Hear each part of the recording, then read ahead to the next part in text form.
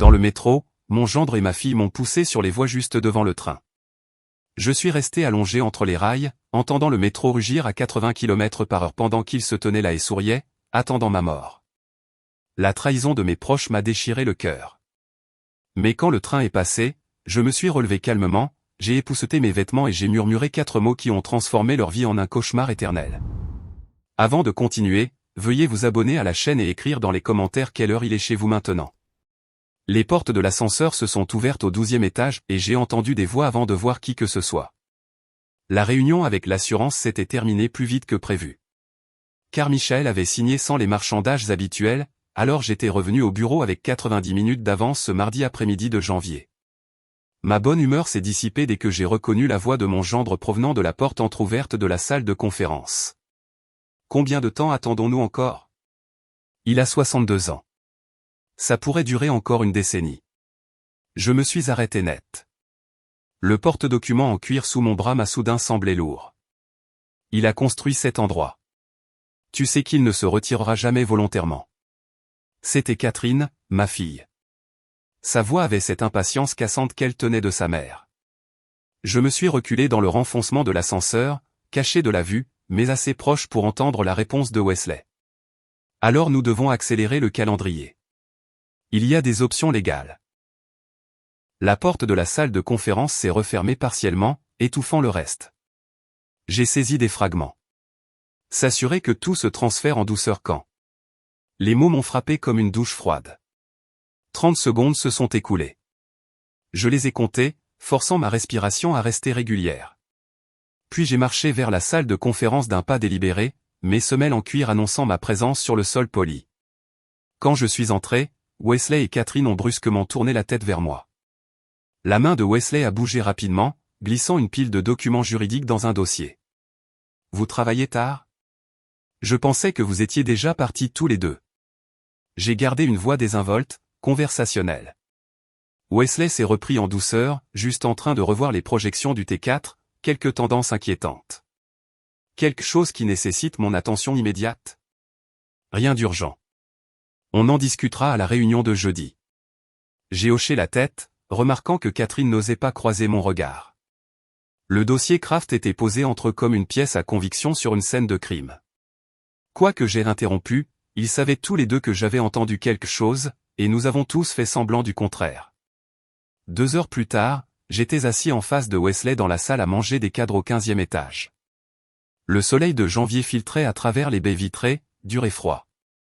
Catherine nous avait rejoints, picorant sa salade, tandis que Wesley se lançait dans ce qu'il pensait probablement être un argumentaire prudent. L'industrie évolue rapidement.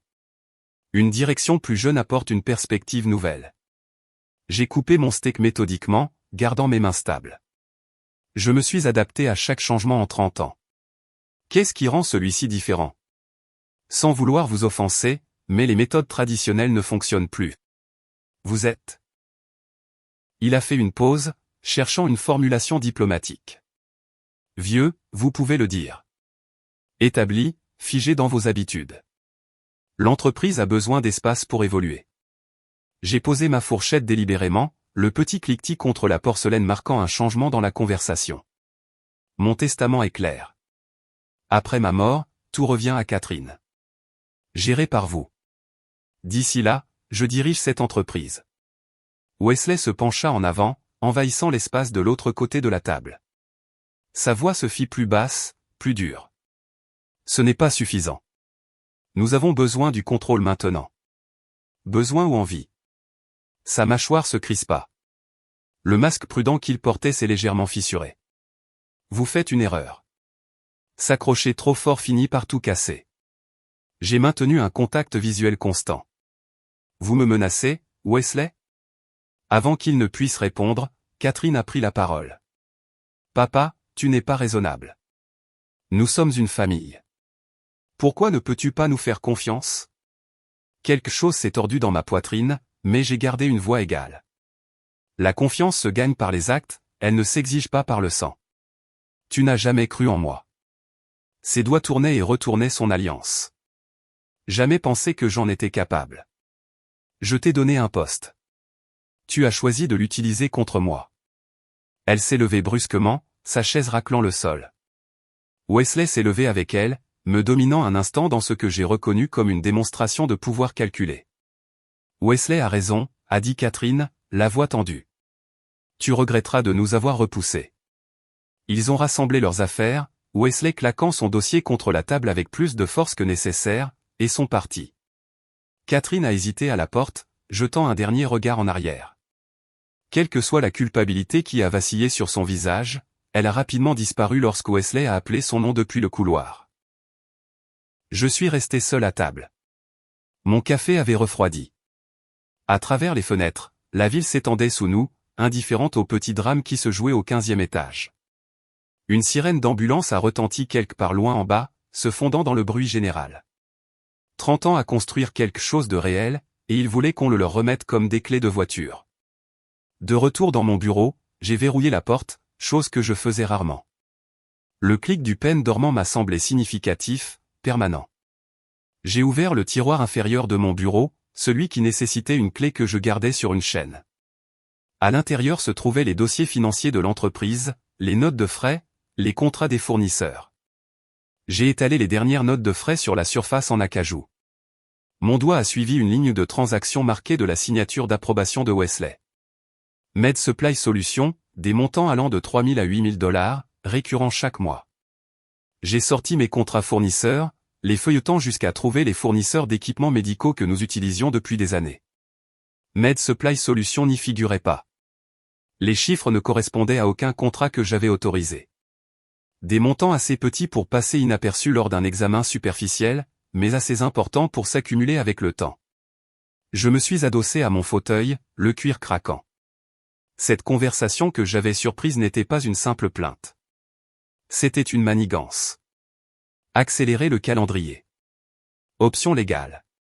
Qu'est-ce qu'il préparait exactement avant que je n'interrompe? Je pensais connaître ma fille. Je pensais avoir bien formé Wesley, l'avoir intégré dans l'entreprise, lui avoir donné des opportunités. Je m'étais trompé sur les deux. Ma main reposait sur un dossier portant le logo du groupe Ellis Healthcare. Ma création, bâtie à partir de rien en 3 décennies. La lumière hivernale déclinait maintenant, projetant de longues ombres sur le bureau. J'ai regardé les photographies encadrées sur mon mur. Cérémonie d'inauguration, récompense communautaire, conférence médicale. Wesley avait balayé ces photos d'un geste dédaigneux lors d'une réunion le mois dernier. À l'époque, j'avais pensé qu'il était juste négligent. Maintenant, je comprenais que c'était du mépris. J'ai sorti mon téléphone de ma poche et j'ai photographié les notes de frais, chaque page montrant clairement la signature de Wesley. Puis j'ai tout remis dans le tiroir et je l'ai refermé à clé. À travers la fenêtre de mon bureau, je pouvais voir les lumières de Manhattan s'allumer alors que l'obscurité s'installait sur la ville. Quelque part dans ce bâtiment, Wesley et Catherine célébraient probablement ce qu'ils prenaient pour ma faiblesse, ma sentimentalité, mon refus de voir ce qu'ils faisaient réellement. Ils voulaient l'entreprise. Très bien. J'ai parlé à voix haute dans le bureau vide, ma voix calme et froide. Vous voulez l'entreprise? Voyons voir si vous pouvez gérer ce qui va suivre. J'ai ouvert mon ordinateur portable et j'ai créé un nouveau dossier. Préparation audit T1.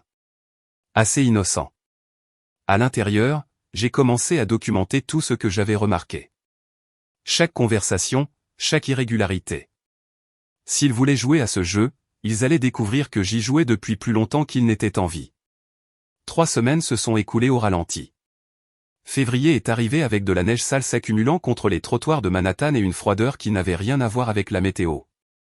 J'avais pris l'habitude d'arriver au bureau plus tôt chaque matin, souvent à 7 heures, parfois plus tôt. La maison de ville de l'Upper East Side, ma propriété, mon nom sur l'acte de vente, était devenue inconfortable. Wesley et Catherine y vivaient aussi, un arrangement qui avait semblé pratique lorsque je l'avais proposé il y a 2 ans. Maintenant, cela ressemblait à un territoire ennemi. Je gardais mes distances. Les laisser penser que je battais en retraite. Les laisser croire que j'étais juste un vieil homme s'accrochant à ses gloires passées, trop têtu pour reconnaître la réalité. Pendant ce temps, je documentais tout. Par un matin gris de début février, j'ai poussé les portes tournantes du siège du groupe Ellis Healthcare à 6h45. Le hall était vide, à l'exception de la sécurité. J'ai pris l'ascenseur jusqu'au 12e, m'attendant au silence habituel d'un bureau pas encore réveillé. Au lieu de cela, les lumières brillaient dans la salle de conférence principale. À travers les parois de verre, j'ai vu Wesley debout en bout de table, ma place habituelle, s'adressant à 3 de nos directeurs de clinique.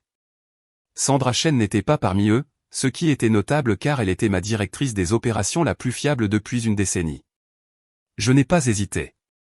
Je suis entré directement dans la salle de conférence. La conversation s'est arrêtée au milieu d'une phrase. L'expression de Wesley a vacillé. Surprise, puis agacement, puis ce masque lisse et professionnel qu'il portait si bien. Réunion matinale. J'ai gardé un ton neutre, presque agréable. Initiative que je mène, a dit Wesley. Il n'a pas bougé du bout de la table. Je ne voulais pas vous déranger avec les détails. Les 3 directeurs de clinique semblaient mal à l'aise. Marcus Washington, qui était avec moi depuis le début, fixait son bloc-notes. Toute réunion impliquant mes directeurs de clinique nécessite mon approbation. J'ai laissé chaque mot atterrir clairement. Nous discutons simplement d'améliorations opérationnelles, rien qui n'affecte la stratégie. Je me suis tourné vers les directeurs. J'attends des notes complètes sur mon bureau d'ici 1 heure. Ils ont hoché la tête, évitant le regard furieux de Wesley. Je suis parti sans un mot de plus, mais j'avais fait passer mon message. Quoi que Wesley leur ait dit sur les changements organisationnels à venir et la nouvelle structure hiérarchique, ils comprenaient maintenant que je n'allais nulle part. Ce soir-là, je suis rentré à la maison de ville plus tard que d'habitude. Le manteau de Catherine était accroché dans le couloir, mais quand j'ai appelé, elle n'a pas répondu. J'ai trouvé un mot sur le comptoir de la cuisine, de son écriture. Travaille tard. Ne m'attends pas, elle était à la maison. J'avais vu sa silhouette passer devant la fenêtre du couloir à l'étage. J'ai monté les escaliers jusqu'à mon bureau privé, la pièce que j'utilisais depuis des décennies, remplie de revues médicales et de photographies de familles de temps meilleurs. La porte était ouverte. Wesley était assis à mon bureau. Des papiers étalés sur la surface, utilisant mon espace sans permission. C'est mon bureau, Wesley. Il n'a pas levé les yeux immédiatement, me faisant attendre. Quand il a finalement levé les yeux, il n'y avait aucune excuse dedans. J'avais juste besoin d'espace pour travailler. Je pensais que tu serais au bureau plus longtemps. C'est ma maison. Mon bureau privé. Techniquement, c'est la maison de famille. Il a fait un vague geste vers les murs. Nous vivons tous ici.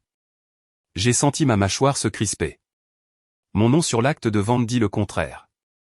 Il a rassemblé ses papiers lentement, prenant délibérément son temps. En passant devant moi dans l'embrasure de la porte, il s'est arrêté. Tu devrais vraiment réfléchir à ce dont nous avons discuté.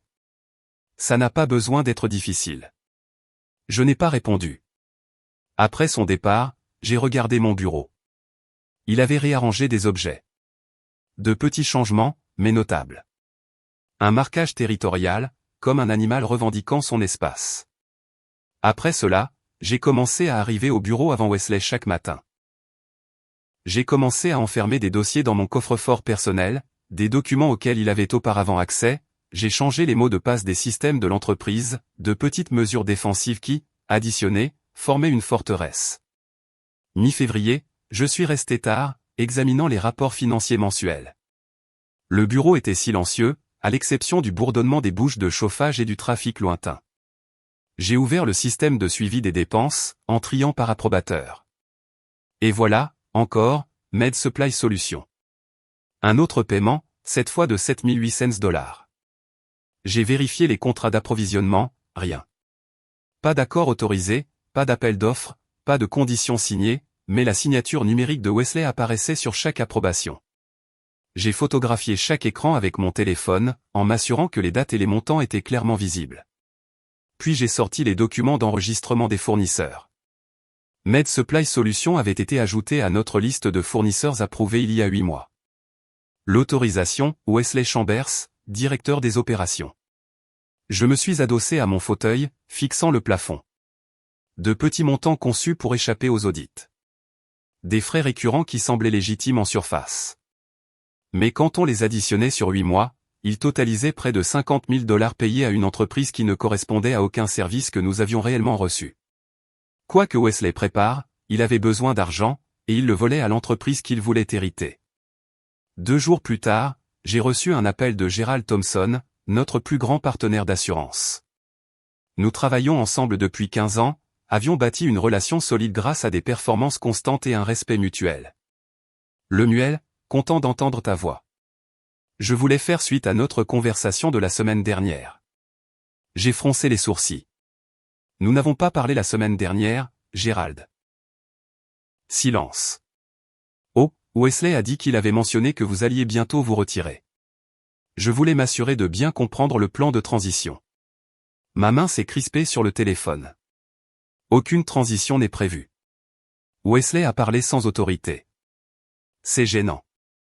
Il semblait assez certain du calendrier. Je vais régler ça en interne. Notre partenariat reste inchangé. Après avoir raccroché, je suis resté assis à regarder le mur de mon bureau. Wesley ne se contentait plus de me saper en privé. Il disait activement à nos partenaires que je partais, créant le récit avant que la réalité n'ait une chance d'interférer. Je l'ai trouvé dans son bureau 1 heure plus tard. Il était au téléphone, riant de quelque chose que son interlocuteur lui disait. Quand il m'a vu dans l'embrasure de la porte, son expression est passée à une neutralité professionnelle. Je te rappelle, a-t-il dit dans le téléphone. Puis à moi, quelque chose ne va pas? Tu as dit à Thompson que je prenais ma retraite.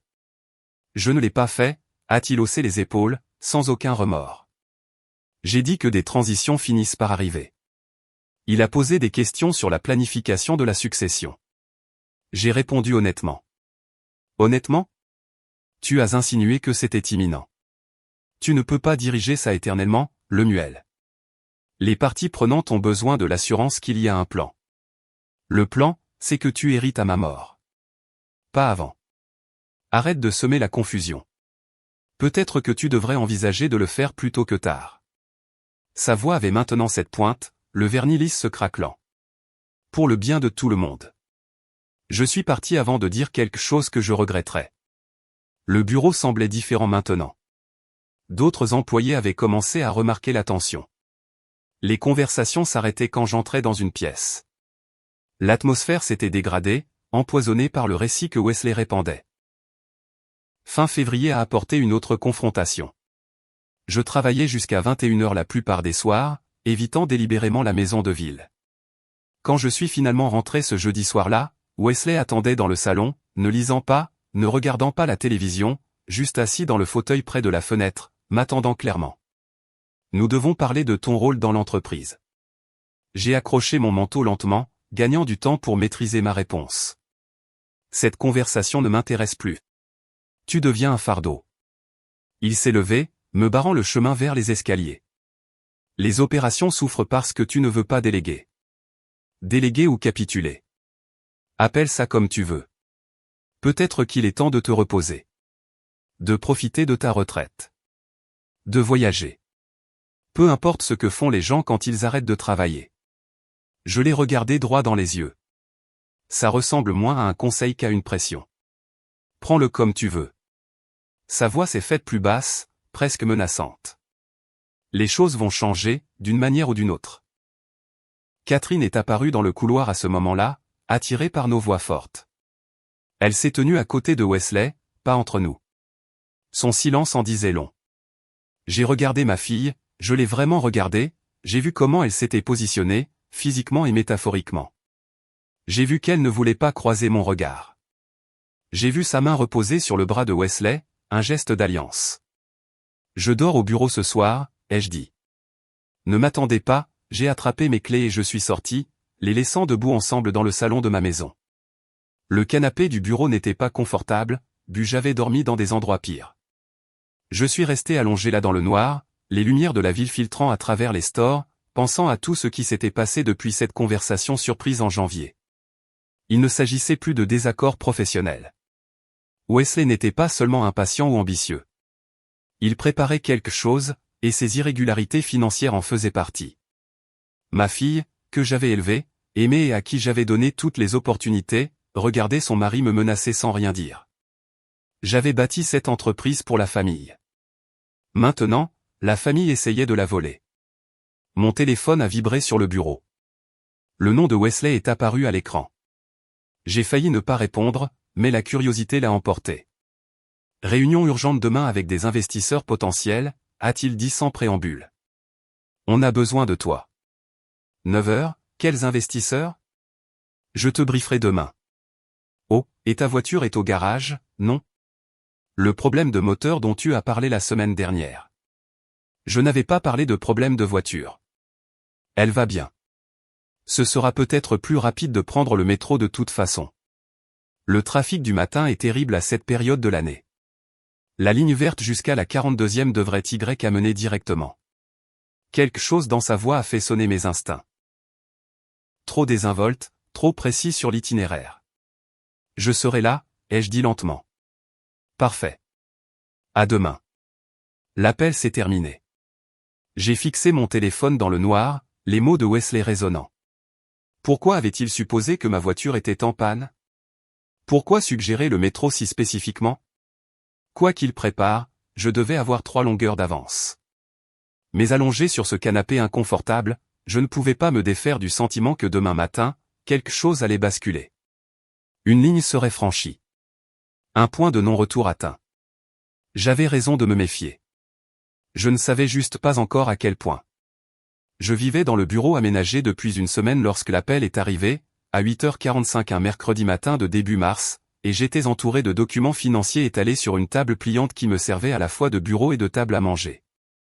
L'appartement était temporaire, impersonnel, juste un endroit pour dormir pendant que je préparais mon prochain coup, loin de la maison de ville qui ne me semblait plus être chez moi. Le nom de Wesley a clignoté sur l'écran de mon téléphone. J'ai failli ne pas répondre. Nous avons un problème sérieux. Sa voix portait une urgence fabriquée. United Healthcare se retire. J'ai posé mon café avec précaution. Quoi? Nous venons de renouveler ce contrat en janvier. Leur équipe d'évaluation des risques a trouvé des problèmes. Ils sont au bureau maintenant et exigent de vous parler personnellement. Quel genre de problème? Des problèmes de conformité, des questions opérationnelles. Je n'ai pas de détails. Ils veulent le propriétaire. Personne d'autre ne fera l'affaire. Il a fait une pause. Viendrez-vous ou non? Chaque instinct me disait que c'était faux, mais le scénario était assez plausible pour que j'enquête. United Healthcare représentait 30% de notre chiffre d'affaires. S'il menaçait vraiment de résilier. Je prends la voiture. Je suis là dans 20 minutes. Tu n'as pas regardé le trafic. La FDR est complètement bloquée. Un semi-remorque renversé près de la 96e rue. J'ai ouvert l'application de trafic sur mon téléphone. Il avait raison. Une ligne rouge continue s'étendait le long de l'autoroute. Comment le sais-tu? J'ai juste essayé de partir pour une réunion. J'ai fait demi-tour. C'est un cauchemar.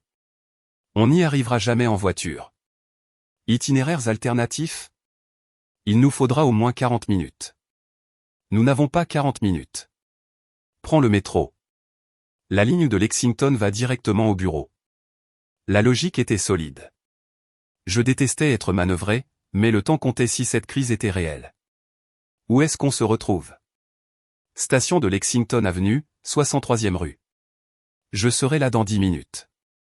J'ai attrapé ma veste et je suis parti, verrouillant la porte à double tour par habitude. La marche jusqu'au métro a pris 5 minutes. Wesley attendait déjà en haut des escaliers, les mains enfouies dans les poches de son manteau, se balançant d'un pied sur l'autre. Belle matinée pour un mois de mars, a-t-il dit en s'approchant. On se croirait presque au printemps. Je n'ai pas répondu à la conversation de politesse. Nous sommes descendus dans la station ensemble, avons passé nos cartes de métro et nous sommes dirigés vers le quai en direction du centre-ville. En milieu de matinée, il y avait moins de monde qu'à l'heure de pointe, peut-être 8 passagers dispersés le long du quai. Wesley a maintenu un flot de conversation sur les préoccupations des investisseurs et les termes du contrat, mais je regardais son visage plus que je n'écoutais ses mots. Il clignait trop des yeux. Sa main n'arrêtait pas d'aller et venir de la poche de sa veste. Le sourire qu'il arborait semblait répéter.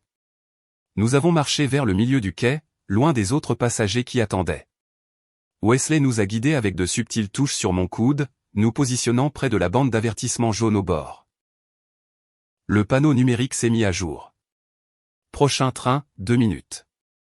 Est-ce que Sandra confirme que ces investisseurs sont légitimes, ai-je demandé. Bien sûr, elle est avec eux en ce moment. Ils ont apporté des documents.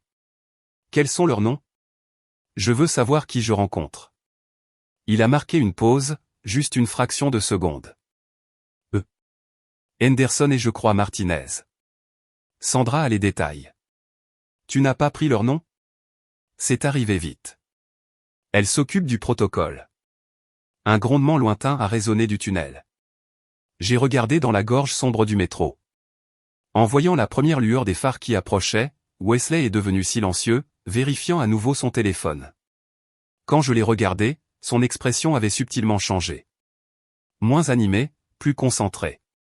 Le quai a commencé à vibrer. Le vent a traversé le tunnel en avant du train, soulevant des détritus et des débris sur le béton. Les autres passagers ont instinctivement reculé du bord. Wesley s'est rapproché, se positionnant légèrement derrière et à ma droite. Où exactement dans le bâtiment attendent-ils, ai-je demandé, me tournant légèrement vers lui. Salle de conférence B. La grande. Nous n'avons pas de salle de conférence B, il s'est repris. Désolé, la grande salle de conférence. Tu sais laquelle. Le phare du train s'est intensifié, le rugissement devenant plus fort. Je me suis tourné pour faire face à Wesley directement, et ce que j'ai vu dans son expression m'a coupé le souffle. Aucune chaleur, aucune inquiétude, juste un calcul froid, comme s'il résolvait une équation. Que se passe-t-il vraiment ici? Il n'a pas répondu. Ses mains sont sorties de ses poches, les paumes vides face à moi. Le train était proche maintenant, peut-être à 5 mètres et se rapprochant rapidement. Le temps semblait s'étirer et se comprimer simultanément. J'ai tout vu avec une clarté parfaite. Le poids de Wesley se déplaçant sur son pied avant, ses bras commençant à s'étendre, la détermination dans ses yeux. Puis ses paumes ont frappé mon dos entre mes omoplates. Fort, violent, tout le poids de son corps derrière l'a poussé. J'ai basculé en avant, mes bras tourbillonnant inutilement pour trouver l'équilibre. Le bord du quai a disparu sous mes pieds. 1,20 m de vide, puis la voie ferrée se précipitant vers moi. Mes genoux ont touché en premier, la douleur s'enregistrant mais semblant lointaine. Puis mes mains ont heurté le gravier et le béton. Le klaxon du train a retenti, assourdissant. Son phare a rempli ma vision, aveuglant de lumière. À travers l'éblouissement, je pouvais voir le visage du conducteur dans la fenêtre. Figé d'horreur. Pas le temps de grimper. Pas le temps de rouler sur le côté. Le troisième rail brillait à ma gauche. Morte instantanée si je le touchais. L'instinct pur a pris le dessus. Je me suis laissé tomber complètement à plat entre les deux rails de roulement, pressant mon visage contre le gravier, les bras collés fermement à mes côtés, les jambes tendues, chaque muscle bloqué, rigide. J'ai aspiré une dernière bouffée d'air et je l'ai retenu. L'avant du train est passé au-dessus de moi, à quelques centimètres de mon dos, puis l'obscurité. Une obscurité totale, absolue, remplie d'un rugissement mécanique si fort qu'il effaçait la pensée. Chaque wagon qui passait marquait un rythme. Bruit sourd, bruit sourd, bruit sourd, bruit sourd. 8 wagons, bien que je n'ai pas compté consciemment. Juste la survie. Juste la boucle mentale sans fin. Ne bouge pas. Ne bouge pas. Ne bouge pas. La poussière et les débris me fouettaient le visage et le corps. De l'huile a coulé sur mon dos. La vibration était si intense que mes organes internes semblaient secouer. Le métal a crié contre le métal alors que les freins d'urgence du train s'engageaient. L'odeur des plaquettes de frein en combustion étouffait l'air. Chaque seconde semblait durer des heures. Sous tout ce poids, ce bruit et cette obscurité, j'ai pensé, c'est comme ça que je meurs. Écrasé pour de l'argent. Par cupidité. Mais je ne mourrai pas. Pas encore. Le train ralentissait, le rythme changeait, le rugissement diminuait. Finalement, il s'est arrêté. Le silence qui a suivi était profond. Mes oreilles bourdonnaient. Mon corps entier tremblait de manière incontrôlable. Je suis resté là pendant peut-être 5 secondes, peut-être 50. Le temps avait perdu son sens. Puis j'ai bougé légèrement, pour tester. Tout fonctionnait encore. J'ai ouvert les yeux, j'ai vu de la lumière devant entre les wagons, j'ai rampé sur le ventre, avançant lentement car mes jambes semblaient déconnectées de mon cerveau. J'ai atteint l'échelle de secours entre les wagons et je me suis hissé en utilisant principalement la force de mes bras. Un agent des transports en commun a tendu la main. Je l'ai repoussé d'un geste et j'ai fini de grimper seul. Je me suis tenu sur le quai, couvert de la tête aux pieds d'une crasse noire. Mes vêtements étaient déchirés, tachés d'huile, gris de poussière. Du sang suintait de mon pantalon déchiré au genou. On aurait dit que j'avais rampé dans une mine de charbon. Wesley se tenait figé à 6 mètres de là, son visage ne montrant pas de soulagement mais du calcul. Derrière lui, Catherine a surgi de la foule, essoufflée. Son heure d'arrivée était trop parfaite pour être une coïncidence. Papa. Oh non. Quoi, Wesley? Qu'est-ce qui s'est passé? Son visage montrait du choc, mais ses yeux montraient tout autre chose. Pas du soulagement. De la frustration. D'autres passagers m'entouraient, les voix se superposant. Vous allez bien? Appelez une ambulance. J'ai vu quelqu'un le pousser. Non, il est tombé. Il est juste tombé. Je les ai tous ignorés. J'ai marché directement vers Wesley et Catherine, mais pas délibéré, malgré le tremblement de mes jambes. Les autres passagers se sont écartés. Je me suis arrêté à 1,2 m, assez près pour voir leurs pupilles se dilater, assez près pour voir leur masque glisser pendant une seconde cruciale. Ils m'avaient voulu mort. Ma fille, mon gendre, ils avaient planifié ça, coordonné le timing, s'étaient positionnés, et maintenant ils étaient déçus. J'avais survécu. Un agent des transports en commun s'est approché. Monsieur, que s'est-il passé? Êtes-vous tombé? J'ai gardé les yeux rivés sur Wesley. J'ai été poussé. Poussé par qui? Wesley s'est avancé rapidement. Il a trébuché. J'ai essayé de l'attraper, mais je n'ai pas pu l'atteindre. Il m'a poussé délibérément. C'est insensé. La voix de Wesley a pris une innocence blessée. Pourquoi ferais-je ça? Il est confus. Agent, le traumatisme. Je les ai étudiés tous les deux pendant un long moment. Catherine ne pouvait pas soutenir mon regard. Wesley le soutenait trop longtemps, trop fermement, surcompensant. Autour de nous, d'autres agents sont arrivés. Des passagers ont fait des dépositions. Quelqu'un a appelé les secours. J'ai parlé doucement, mais chaque mot a atterri avec une certitude absolue. On se verra au tribunal. Puis je me suis tourné et j'ai marché vers la sortie de la station, les laissant avec les agents. Derrière moi, Wesley a crié, Lemuel, attends. C'est un malentendu. Je ne me suis pas retourné, je n'ai pas répondu, j'ai juste continué à marcher, un pied devant l'autre jusqu'à ce que j'atteigne les escaliers et que je monte vers la lumière du jour, l'air et le reste de ma vie. Au moment où les mains de Wesley ont frappé mon dos, le temps s'est fracturé. J'ai senti la pression entre mes omoplates. J'ai senti mon corps basculer en avant dans le vide. J'ai senti la gravité me réclamer avec une finalité indifférente. Non, non, non.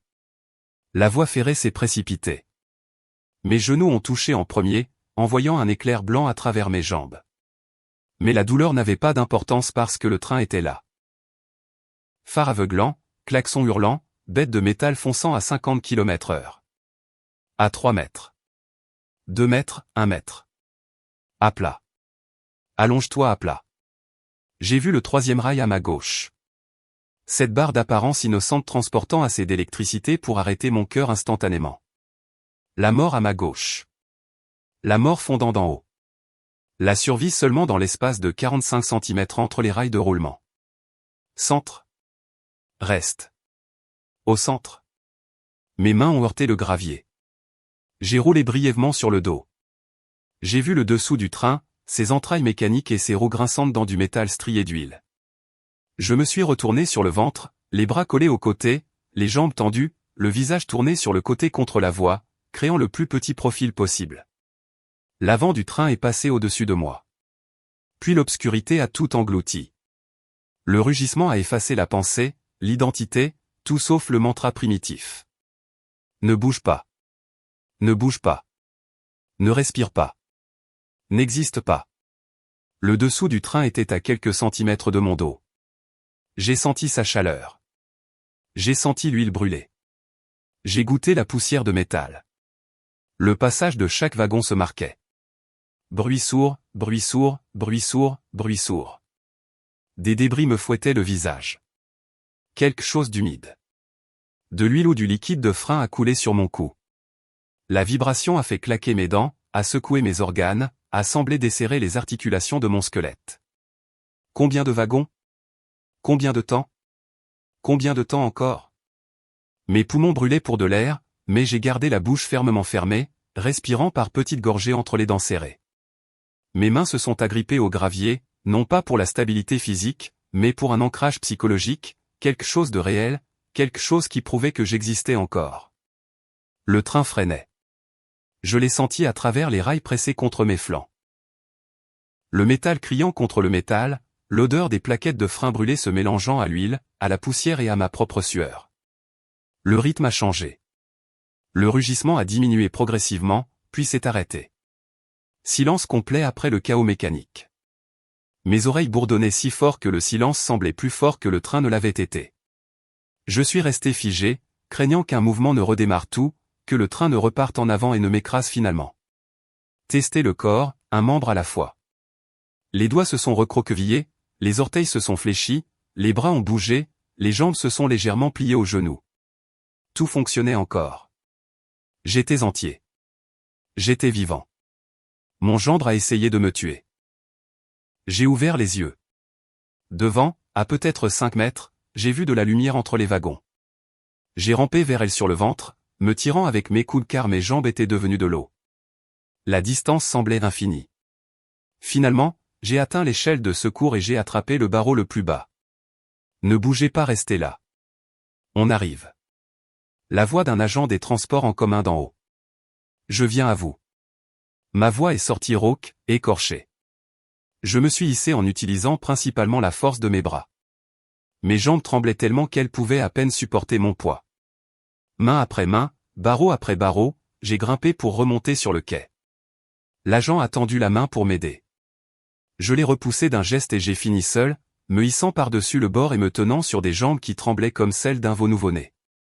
Le quai était un chaos. Les passagers se regroupaient, les voix se superposant. Vous avez vu? Quelqu'un l'a poussé. Non, il est tombé. Appelez une ambulance. Je me suis tenu là, brossant inefficacement mes vêtements, laissant des traînées noires sur mes mains. Mon costume était détruit, déchiré aux genoux et aux coudes, trempé d'huile et de crasse des voies. Mon visage semblait couvert de poussière. Quand j'ai touché ma joue, mes doigts sont revenus noirs. Puis j'ai vu Wesley. Il se tenait à 6 mètres de là, figé sur place. Son visage était un masque de fausse inquiétude qui n'atteignait pas ses yeux. Nos regards se sont croisés. Pendant une seconde non gardée, j'ai vu à travers lui complètement. Pas d'inquiétude, pas de soulagement, du calcul. Il était déjà en train de construire son histoire, de préparer sa défense.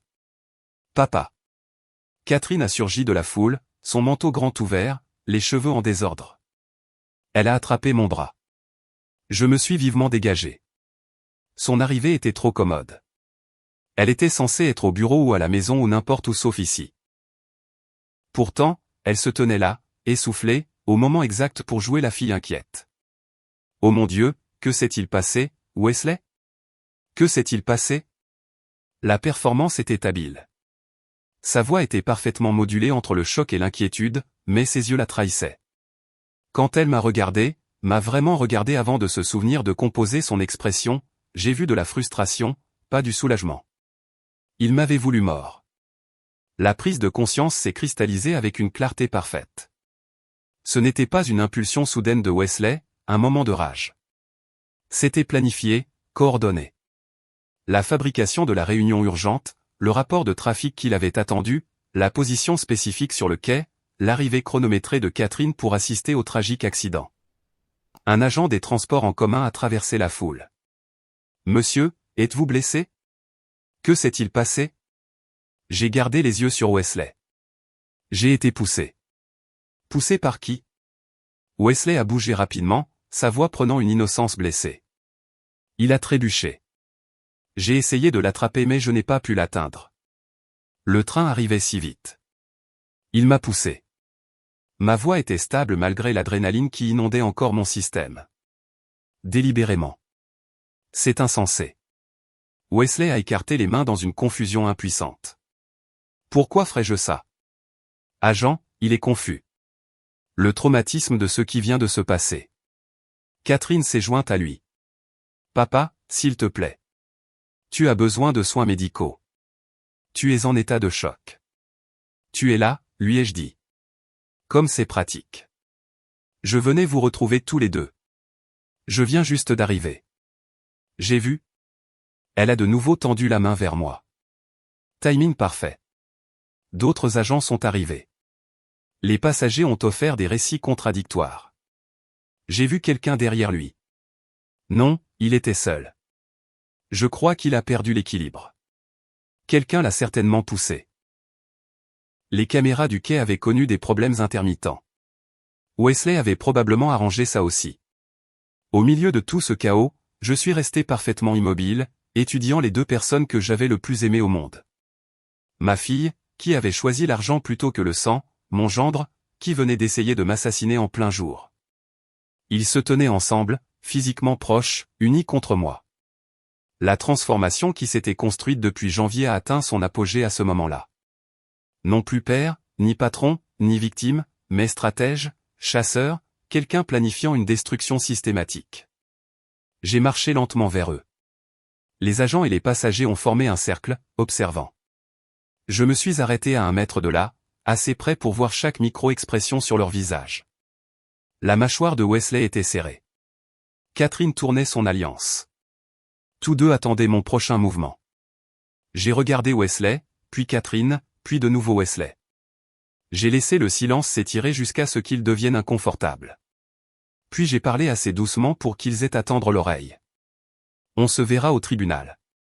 Je me suis retourné et j'ai marché vers la sortie de la station. Lemuel, attends, a appelé Wesley après moi. C'est un malentendu. On doit en parler.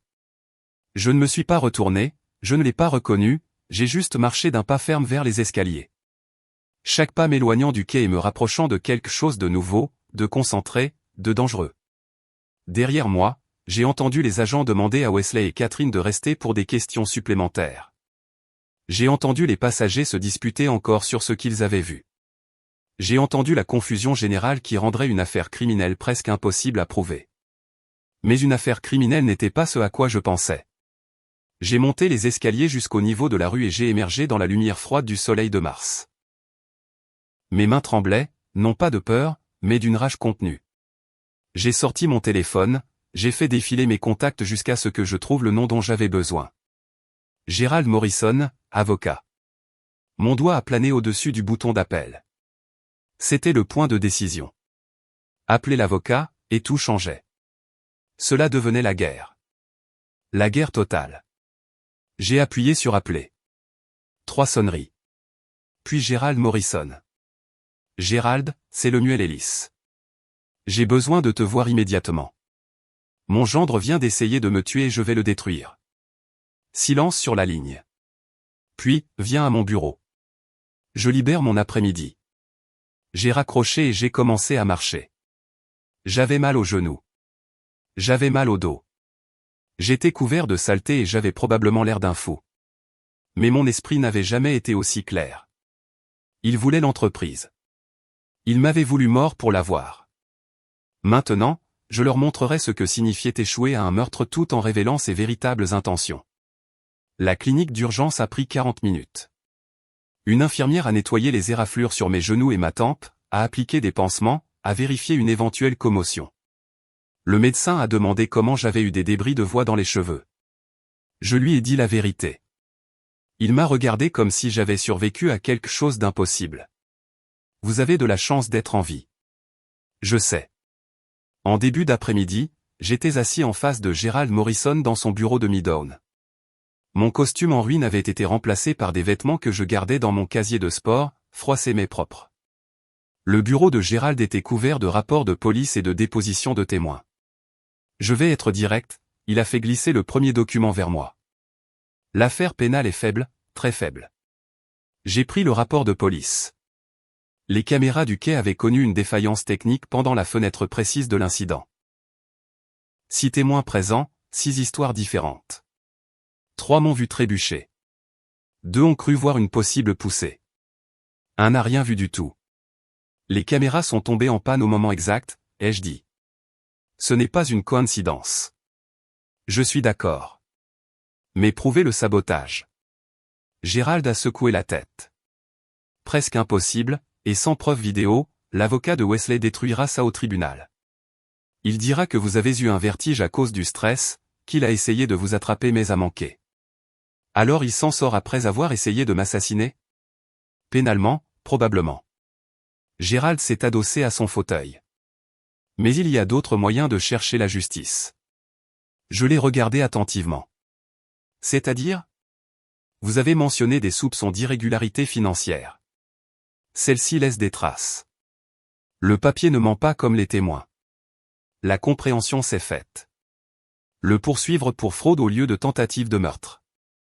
Fraude, détournement de fonds, manquement à l'obligation fiduciaire. Beaucoup plus facile à prouver, beaucoup plus difficile à défendre. Il a sorti un bloc-notes. Et ça le détruit financièrement, pas seulement pénalement. J'ai besoin de preuves, de documentation, de relevés de transactions. Vous êtes le propriétaire. Vous avez un accès légal à tout. Gérald s'est penché en avant. Mais vous avez besoin qu'il soit à l'aise, pas méfiant. Jouez le père indulgent. Laissez-le penser que vous laissez tomber. L'idée me retournait l'estomac, mais la stratégie était solide. Combien de temps cela prendra-t-il? Des semaines. Peut-être un mois pour tout rassembler, engager des experts comptables judiciaires, construire un dossier en béton. Il a croisé mon regard. Pouvez-vous le faire? Vivre sous le même toit que quelqu'un qui a essayé de vous tuer.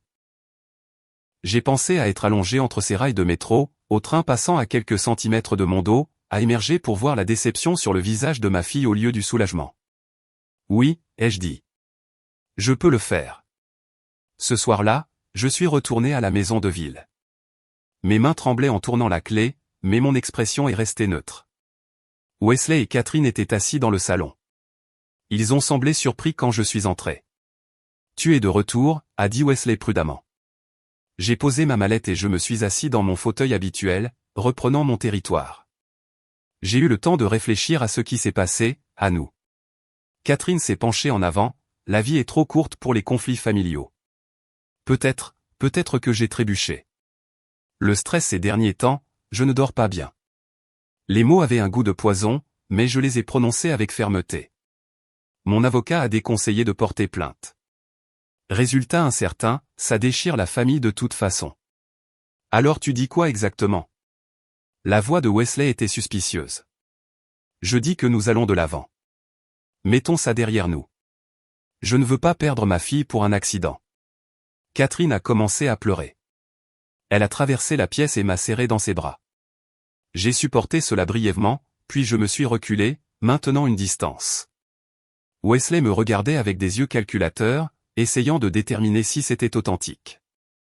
Juste comme ça, tu pardonnes tout? J'ai rencontré son regard avec fermeté. Je n'ai pas dit ça. J'ai dit, nous allons de l'avant. Au cours des 2 semaines suivantes, j'ai travaillé depuis mon bureau à domicile jusque tard dans la nuit. À 2 heures du matin, la maison était silencieuse, à l'exception du bourdonnement de mon ordinateur. J'ai consulté 5 ans de dossiers financiers. J'ai fait défiler les notes de frais et les paiements aux fournisseurs. Et voilà.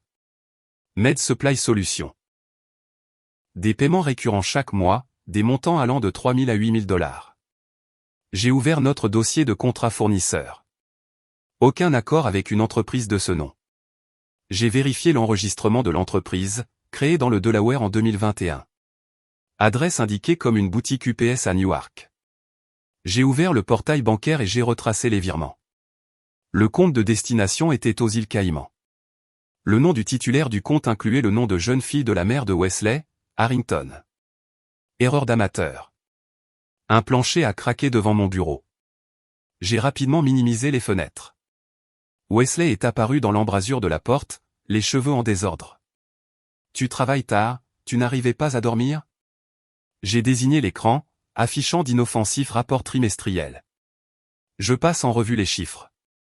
Pourquoi maintenant? Tu ne t'es jamais soucié des détails avant. Frôler la mort change la perspective. Ça donne envie que les choses soient en ordre. Il est entré dans la pièce, les yeux balayant mon bureau. Tu cherches quelque chose. Devrais-je? Il a fait une pause, puis a secoué la tête. Bien sûr que non. C'est juste que le timing semble étrange. Retourne te coucher, Wesley. Ça ne te concerne pas, il est parti en marmonnant, tout dans cette entreprise me concerne. J'ai attendu que ses pas s'éloignent, puis j'ai rouvert les fichiers. J'ai passé le reste de la nuit à tout documenter, prenant des photos avec mon téléphone, créant un disque dur externe étiqueté « Doc Planification Succession » pour éviter les soupçons. Au matin, j'avais 42 mois de paiement frauduleux totalisant 340 000 $. Le lendemain, j'ai contacté Brennan & Associates, des experts comptables judiciaires. J'ai rencontré Jennifer Brennan dans une salle de conférence du centre-ville, en lui faisant glisser une clé USB sur la table. Dossier financier complet, 5 ans. J'ai besoin d'un examen complet de toutes les dépenses de plus de 1000 $. Elle a hoché la tête. Professionnelle et efficace. Préparation pour une due diligence d'acquisition? Quelque chose comme ça.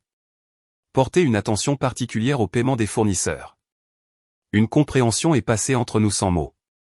Elle savait quoi chercher. Au petit déjeuner le lendemain matin, j'ai fait l'annonce. J'ai engagé Brennan & Associates, des experts comptables judiciaires. La tasse de café de Wesley s'est arrêtée en l'air. Pourquoi? Pourquoi faire? Audit de routine. On aurait dû en faire un chaque année de toute façon. Catherine a froncé les sourcils. C'est à cause de ce qui s'est passé? Tu ne nous fais pas confiance? C'est parce que j'ai failli mourir et que j'ai réalisé que j'ai été négligent avec la conformité. Rien de personnel. Qu'est-ce qu'ils vont auditer exactement? La voix de Wesley était soigneusement désinvolte, mais j'ai vu sa main trembler légèrement. Tout. 5 ans de transactions, relations avec les fournisseurs, approbation de dépenses. J'ai croisé son regard. J'aurais besoin que tu donnes un accès complet à tes dossiers d'approbation.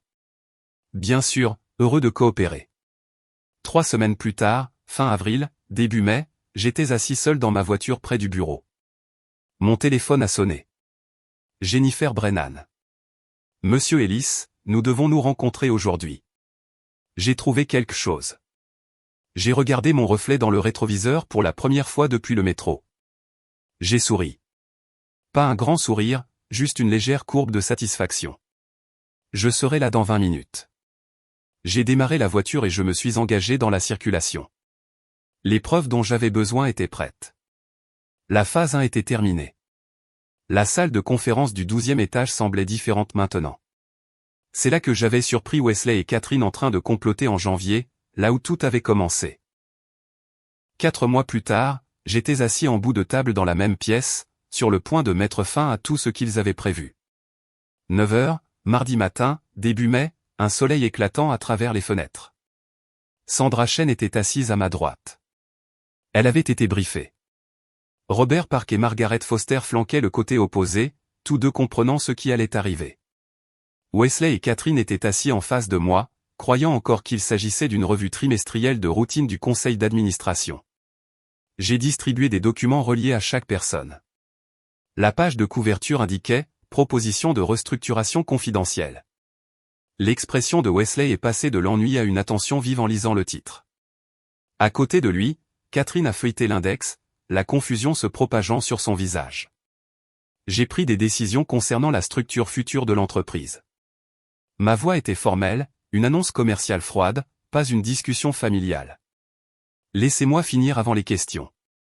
Wesley a commencé à interrompre. J'ai levé une main. Il a fermé la bouche, la mâchoire serrée.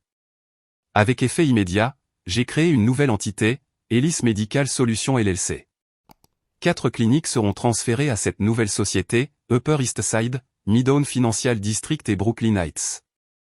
Je suis passé à la page 3. Ces emplacements représentent environ 65% du chiffre d'affaires total. J'ai vu le visage de Wesley s'assombrir alors qu'il traitait les implications. Les principaux contrats d'assurance seront transférés à Ellis Medical Solutions, United Healthcare, Aetna, Blue Cross. Sandra Chen sera la directrice des opérations de la nouvelle entité. Sandra a hoché la tête une fois, confirmant. La société d'origine, Ellis Healthcare Group, conservera 4 emplacements et les relations fournisseurs existantes. Wesley et Catherine, vos postes restent au sein d'Ellis Healthcare Group. Wesley s'est levé si vite que sa chaise a basculé en arrière, s'écrasant contre le sol. Vous ne pouvez pas faire ça. C'est du sabotage. Du dépouillement d'actifs illégal. C'est tout à fait légal. Robert Park a fait glisser un document sur la table. Avis juridique ci-joint. Monsieur Ellis détient 100% du capital de l'entreprise. Il a le droit absolu de restructurer. Je vais vous poursuivre en justice. Injonction contre le transfert d'actifs. Vote d'urgence du Conseil. Margaret Foster a interrompu calmement. Le Conseil n'est que consultatif. Aucun pouvoir de vote. Cette restructuration est entièrement dans les droits du propriétaire. Le visage de Wesley est devenu rouge foncé. Il s'est penché sur la table, pointant du doigt les documents. Cette entreprise nous était promise. Votre testament régit l'héritage après la mort. Je suis vivant. Je suis resté assis, les mains à plat sur la table. Je peux restructurer comme je le souhaite. Catherine a commencé à pleurer. Elle a tendu la main sur la table, essayant de saisir la mienne. Je me suis reculé, maintenant une distance physique. Papa, s'il te plaît, ne nous fais pas ça. Nous sommes une famille. La famille a essayé de me tuer. Tu te souviens? C'était un accident. Tu as dit que tu nous avais pardonné. J'ai dit que nous irions de l'avant. Ceci, s'est avancé séparément.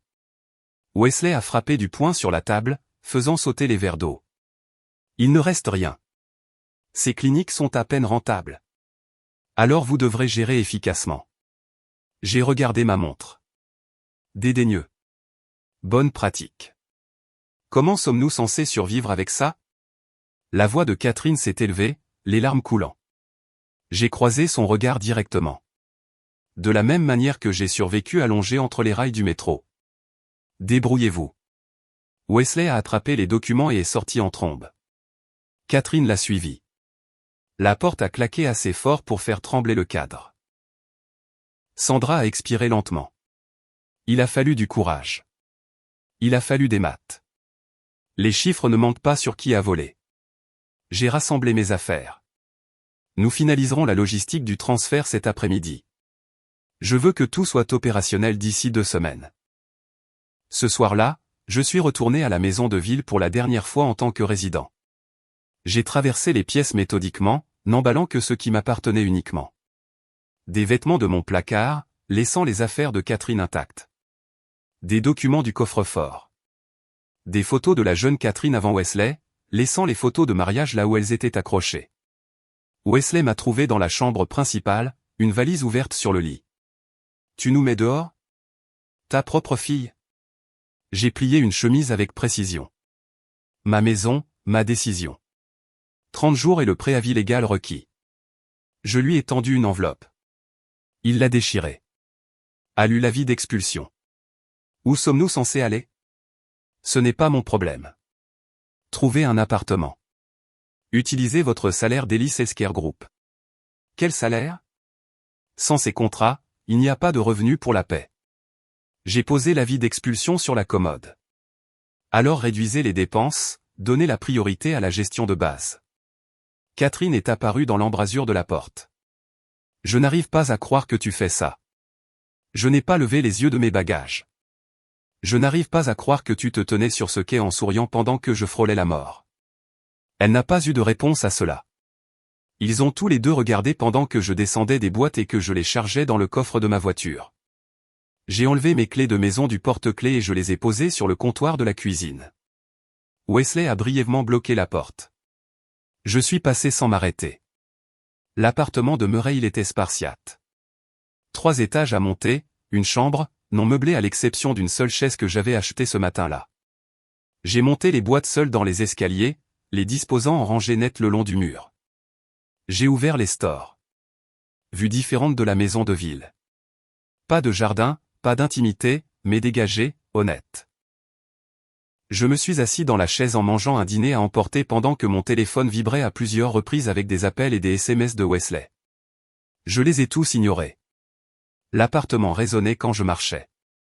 L'espace vide semblait plus propre que des pièces remplies contaminées par la trahison. 10 jours passèrent. La nouvelle entreprise fonctionnait sans problème. Sandra gérait les opérations quotidiennes pendant que je me concentrais sur la planification stratégique.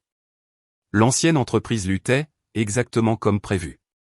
Wesley passait des appels désespérés aux fournisseurs, essayant de négocier de meilleures conditions sans aucun levier.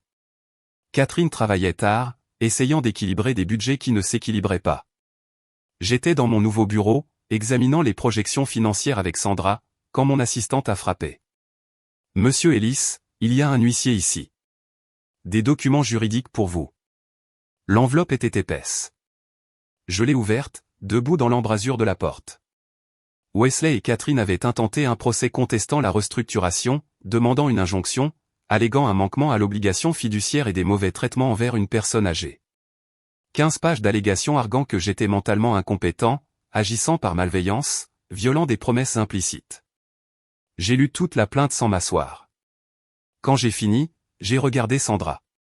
Ils se défendent. Qu'est-ce qu'on fait? Je me suis permis un léger sourire, le premier authentique depuis des semaines. Nous contre-attaquons. Mettez Morrison au téléphone. Elle a immédiatement attrapé son portable. J'ai marché jusqu'à la fenêtre, regardant Manhattan qui s'étendait dans toutes les directions. Wesley pensait que c'était une question d'entreprise, d'argent, de contrôle et d'héritage. Il n'avait toujours pas compris. Ce n'était pas une question d'affaires. C'était une question de responsabilité, de s'assurer que les gens qui essaient de vous assassiner pour le profit perdent tout ce qu'ils espéraient de votre mort. Le procès était attendu, même bienvenu. Il ouvrait la porte à la communication des pièces, aux dépositions, à la mise au jour de tout dans le dossier public. Ils avaient attaqué en premier, pensant que l'agression m'intimiderait. Ils venaient de commettre une grave erreur. La voix de Morrison est venue par le haut-parleur. J'ai entendu dire qu'il passe à l'artillerie lourde. Bien, ai-je dit. Cela rend la phase 2 plus facile. Il est temps de leur montrer ce que nous avons trouvé dans l'audit. Morrison a étalé le procès sur sa table de conférence. 47 pages d'accusations, chacune plus absurde que la précédente. J'étais assis en face de lui, lisant des sections, secouant parfois la tête. Ils prétendent que vous avez fait des promesses orales de transférer l'entreprise. Morrison a surligné un passage avec un marqueur jaune. Peuvent-ils le prouver? Non, car je n'ai jamais promis de transfert immédiat, seulement un héritage après ma mort. L'angle de la compétence est plus préoccupant. Il a tourné à la page 32. Il demande une évaluation psychologique ordonnée par le tribunal, citant un comportement erratique post-traumatisme. J'ai levé les yeux brusquement. Sur la base de quoi? L'incident du métro. Votre collecte de documents par la suite, qu'il qualifie de paranoïaque. La restructuration, qu'il qualifie de vengeance impulsive. Il a croisé mon regard. Ce sont des tactiques désespérées, mais un juge pourrait accorder une évaluation juste pour être minutieux. Je passerai leurs tests, je les réussirai tous. C'est le plan. Mais cela signifie des semaines de rendez-vous, plusieurs médecins, des frais de justice qui s'accumulent pendant que nous attendons les résultats. Il a sorti une calculatrice. Vulkman & Associates facture agressivement. Comptez $40 000 par mois juste pour vous défendre contre leur requête. Le chiffre ne m'a pas choqué. Je m'attendais à une guerre financière. Facturez-moi. Je ne négocierai pas, audience d'urgence dans une semaine. Il demande une injonction immédiate pour suspendre toutes les opérations commerciales en attendant le procès. Je me suis adossé à mon fauteuil. Ils ne l'obtiendront pas. Je possède l'entreprise. Pas d'actionnaire à protéger. D'accord. Mais nous devons nous présenter, argumenter, répondre à chaque requête qu'ils déposent. Chaque comparution coûte de 8 000 à 15 000 $. Morrison a fermé le document. Il compte sur la pression financière pour forcer une négociation. Laissez-les compter. La semaine suivante a apporté la première comparution au tribunal. J'étais assis à une table, Wesley et Catherine à une autre à 6 mètres de là. Nous ne nous sommes pas parlé, ne nous sommes pas reconnus au-delà d'une évaluation froide lorsque le juge est entré. L'avocat de Wesley a soutenu que je détruisais la valeur de l'entreprise par une restructuration malveillante. Morrison a répliqué que les droits de propriété étaient absolus. Aucun actionnaire n'existait pour être lésé. Le juge a examiné les documents pendant 20 minutes, puis a frappé de son marteau. Requête d'injonction rejetée. Le demandeur n'a pas démontré la probabilité de succès sur le fond. Prochaine audience le 8 juillet. Petite victoire, mais les victoires coûtent de l'argent. Cette audience seule, 12 000 $ de frais de justice. Le tribunal a cependant accordé une demande. Une évaluation psychologique complète. 3 rendez-vous prévus sur 2 semaines. Test cognitif, entretien psychiatrique, examen neurologique. Cabinet du docteur Patricia Hoffman, premier rendez-vous. J'étais assis devant un ordinateur, cliquant sur des puzzles de reconnaissance de forme, récitant des séquences de chiffres à l'envers, résolvant des problèmes de logique. Les tests étaient simples, presque insultants de simplicité. Excellente fonction cognitive, a noté le docteur Hoffman, aucun signe de déficience. L'évaluation psychiatrique s'est avérée tout aussi vaine. Le docteur Ramirez m'a interrogé sur l'incident du métro, sur mes décisions commerciales, sur les relations familiales. Comment le fait d'avoir frôlé la mort a-t-il affecté votre état mental? Cela a clarifié mes priorités, m'a montré en qui je pouvais avoir confiance.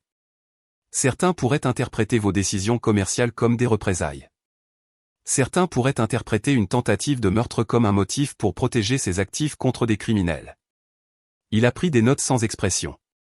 Votre fonction cognitive semble excellente. Je ne vois aucun signe de capacité diminuée. L'examen neurologique a complété la trilogie. Scanners cérébraux, test de réflexe, évaluation de coordination, tout était normal.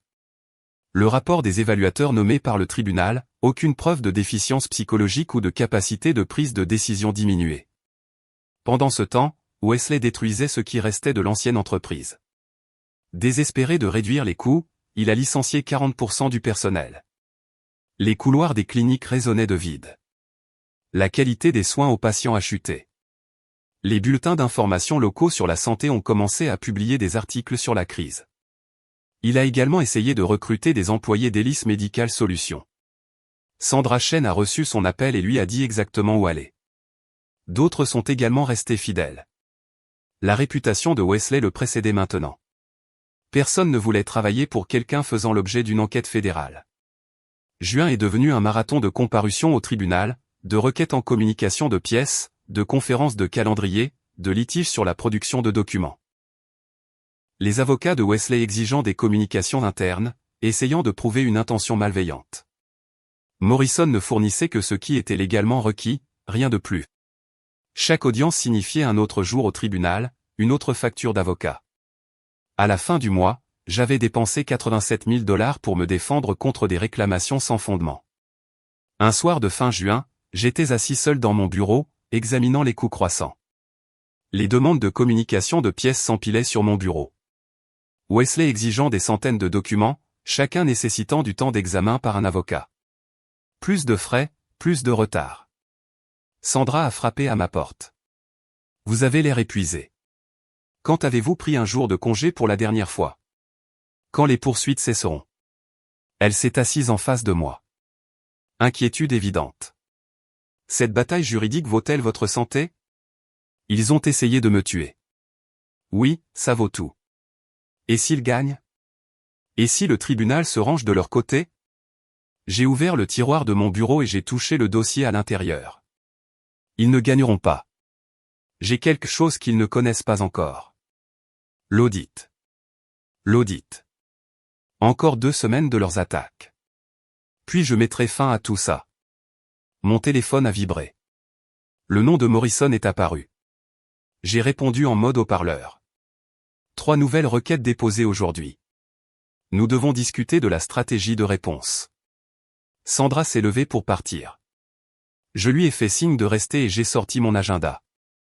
La première semaine de juillet était marquée pour une réunion de stratégie, la même semaine où le rapport d'audit final était attendu.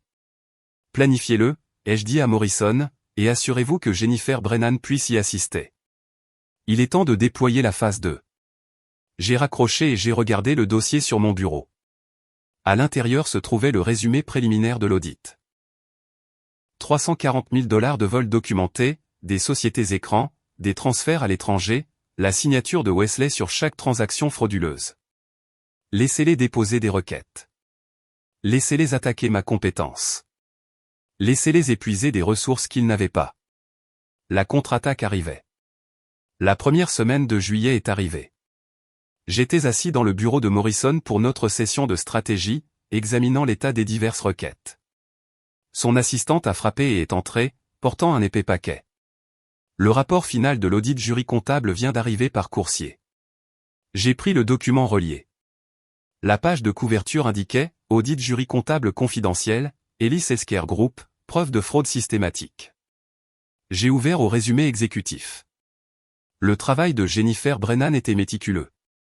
347 pages de preuves, de relevés bancaires, de virements, de communications par email, de documents de création de sociétés écrans montrant Wesley comme bénéficiaire effectif. Une chronologie s'étendant sur 38 mois. Vol total documenté, 340 680 $. Chaque transaction frauduleuse tracée et vérifiée. Chaque approbation portant la signature numérique de Wesley, chaque virement se terminant sur son compte offshore. J'ai regardé Morrison. À quelle vitesse pouvons-nous déposer ça? Il s'est penché en avant, plein d'énergie. Tribunal, 24 heures. SEC et IRS, je peux l'avoir sur leur bureau d'ici demain après-midi. J'ai fermé le rapport avec une finalité décisive. Faites-le. Tous en même temps. Morrison a souri, le premier sourire sincère que je lui voyais depuis des semaines. Maintenant, c'est nous qui attaquons. 48 heures après le dépôt des preuves de l'audit, tout a changé. Morrison a soumis le rapport comme pièce à conviction dans le procès civil, le rendant immédiatement public. Simultanément, des copies ont été envoyées à la division de l'application de la loi de la SEC et à la division des enquêtes criminelles de l'IRS. Le dossier de preuve était complet.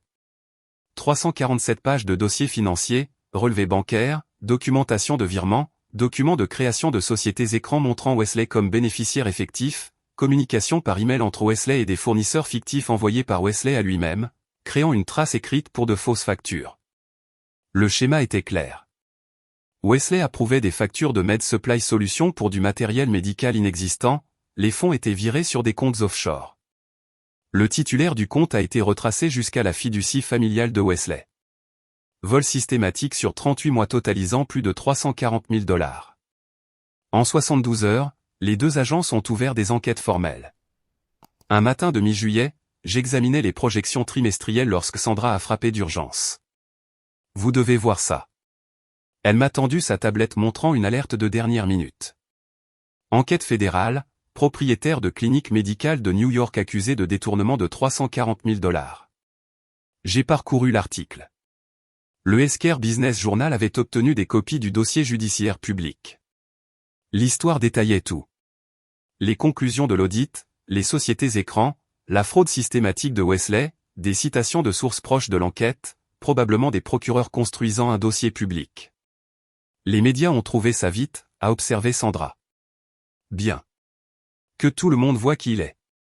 Mon téléphone a vibré. Morrison appelait. Des agents fédéraux sont chez Ellis Healthcare Group. En ce moment. L'enquêteur de la SEC Marcus Chen et l'agente des enquêtes criminelles de l'IRS Rebecca Torres. Ils saisissent des dossiers. Je me suis levé, marchant vers ma fenêtre. De l'autre côté de la ville, le monde de Wesley s'effondrait. Au bureau de l'ancienne entreprise, Wesley était assis à son bureau, examinant des documents de licenciement lorsque la réceptionniste du hall l'a appelé. Il y a des agents fédéraux ici pour vous voir. Avant qu'il ne puisse répondre, la porte de son bureau s'est ouverte. Marcus Chen et Rebecca Torres sont entrés, montrant leur badge. Monsieur Wesley Chambers. Chen a tendu une assignation. Nous avons besoin d'un accès immédiat à tous les dossiers financiers, ordinateurs et communications. Le visage de Wesley s'est vidé de sa couleur. De quoi s'agit-il? Enquête pour fraude financière. Votre bureau est scellé, en attente d'une analyse jury comptable. Torres a fait signe à des spécialistes en informatique qui entraient derrière eux. Nous aurons besoin que vous répondiez à quelques questions. Pendant 4 heures, ils l'ont interrogé. Wesley a nié toute connaissance, a prétendu des erreurs comptables, a insisté sur le fait qu'il n'avait aucun lien avec des comptes offshore. Son avocat est arrivé au milieu de l'interrogatoire et lui a conseillé d'arrêter de parler. Nous n'avons pas mentionné les comptes offshore, a noté Torres. Comment étiez-vous au courant? Wesley a réalisé son erreur. Je veux que mon avocat soit présent avant de répondre à quoi que ce soit d'autre.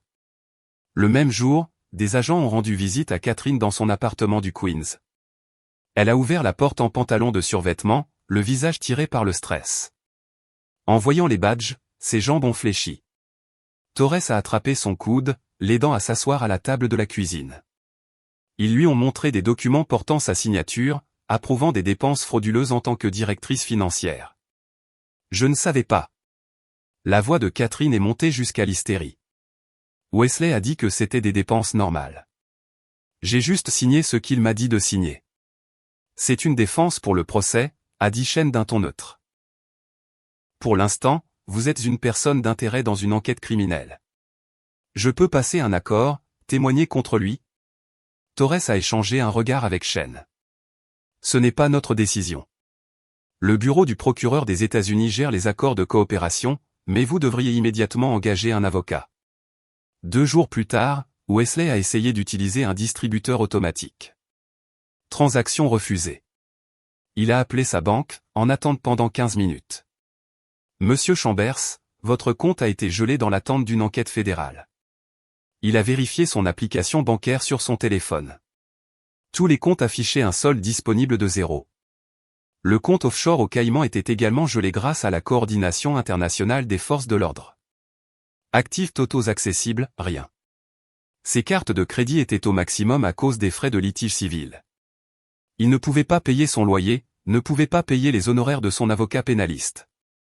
Catherine a fait face à une paralysie financière identique, ses comptes gelés, sa signature sur des documents frauduleux faisant d'elle une co-conspiratrice potentielle. La tempête médiatique s'est intensifiée. Le New York Post a titré « L'héritier du secteur de la santé accusé d'avoir escroqué l'entreprise de son père ». Les articles détaillaient tout. L'incident du métro, la bataille de la restructuration, la découverte de la fraude. Les réseaux professionnels ont discuté sans fin du scandale. Les partenaires d'assurance ont commencé à prendre leur distance avec Ellis Healthcare Group. La réputation professionnelle de Wesley a été détruite du jour au lendemain. Une recherche Google de son nom ne renvoyait que des articles sur le scandale. L'avocat civil de Vulkman et Weslow a contacté Morrison pour chercher un règlement. Une conférence téléphonique a été organisée. Toutes les parties, tous les avocats. Mes clients veulent discuter d'une résolution, a commencé Vulkman. Ils sont prêts à retirer toutes les poursuites. À démissionner de leur poste dans l'entreprise. À renoncer aux futures réclamations d'héritage. Morrison m'a présenté la proposition. Je l'ai rejetée immédiatement. Pas d'accord. Les poursuites pénales se poursuivent de toute façon. Monsieur Ellis. La voix de Vulkman était désespérée. Mes clients pourraient faire face à une peine de prison importante. Sûrement un peu de pitié. J'ai eu de la pitié en étant allongé entre les rails du métro. Ma voix était plate, sans émotion. Il n'en reste plus. La voix de Wesley est venue par le haut-parleur. Lemuel, s'il te plaît. J'ai fait des erreurs. Mais la prison pour des erreurs comptables? Des erreurs comptables? Tu as volé 340 000 $. Tu as essayé de me tuer. Appelle les choses par leur nom. Catherine a commencé à pleurer de manière audible. Papa, je suis désolé. Je suis tellement désolé. S'il te plaît, aide-moi. Tu te tenais sur ce quai. Tu as souri. Pas de règlement, pas de pitié. C'est terminé. J'ai déconnecté. Morrison est resté brièvement en ligne pour formaliser le rejet, puis a également raccroché. Il panique, a-t-il observé. Il devrait. Quel est le calendrier pour les accusations fédérales? Grand jury probablement dans les 60 jours. Les procureurs agissent vite. Vos preuves ont facilité leur travail. Il a consulté ses notes. Fraude électronique, blanchiment d'argent, évasion fiscale. Wesley risque potentiellement 10 à 15 ans. Et Catherine? Ça dépend si elle coopère. Si elle témoigne contre Wesley, elle pourrait obtenir l'immunité. C'est entre elle et les procureurs. Morrison m'a étudié attentivement. Vous n'êtes pas troublé par la possibilité que votre fille aille en prison. C'est une adulte. Elle a fait des choix. J'ai rencontré son regard avec fermeté. Si elle témoigne sincèrement, c'est sa décision. Je n'interviendrai pas dans un sens ou dans l'autre. Ce soir-là, mon téléphone a sonné. Un journaliste du Healthcare Business Journal. Monsieur Ellis, pouvez-vous commenter l'enquête fédérale sur votre gendre? Je coopère pleinement avec les autorités. Les preuves parlent d'elles-mêmes. Certains disent que c'est une vengeance pour un différend familial. Il s'agit de crimes financiers. L'audit a révélé une fraude systématique. Je l'ai signalé aux autorités compétentes. Pas d'autres commentaires. J'ai raccroché et j'ai ignoré les appels suivants. Laissez les médias tirer leurs propres conclusions des dossiers publics. Fin juillet, j'ai reçu un SMS de Morrison. Le bureau du procureur des États-Unis a programmé une réunion demain. Ils veulent discuter de votre coopération et du calendrier des accusations. L'avocat de Wesley les a contactés au sujet de négociations de plaidoyer. J'ai répondu, je serai là. Pas d'accord qui inclut de la clémence. J'ai posé le téléphone et j'ai regardé mon calendrier. Une date en août était encerclée. Décision du tribunal sur l'affaire de la restructuration. Tout convergeait. Accusation criminelle, résolution de l'affaire civile, implosion de l'entreprise, tout se passait en quelques semaines. Je me suis levé et j'ai marché jusqu'à la fenêtre. La ville s'étendait en bas, les lumières commençant à scintiller alors que l'obscurité s'installait. Quelque part là dehors, Wesley et Catherine regardaient leur vie se désintégrer. Compte bancaire gelé, accusations criminelles imminentes, réputation professionnelle détruite. Ils avaient voulu prendre ma vie et mon entreprise. Maintenant, ils n'avaient rien. Et ce n'était que le début. La fin de partie était visible maintenant, inévitable comme le lever du soleil. Tout ce que j'avais construit en 30 ans était soigneusement démantelé et séparé des criminels qui avaient essayé de le voler. Le plan s'exécutait parfaitement. Un matin de début août, j'étais assis dans la salle d'audience, attendant l'entrée du juge Whitmore. Wesley et Catherine occupaient la table de la défense à 6 mètres de là. Wesley avait l'air diminué. Perte de poids, mauvaise mine, épuisement gravé sur son visage. Catherine était assise à l'autre bout de la table. La distance physique entre eux était symbolique. Elle ne vivait plus avec lui depuis 2 semaines. L'huissier nous a demandé de nous lever. Le juge Whitmore est entré, portant un épais dossier. Nous nous sommes assis.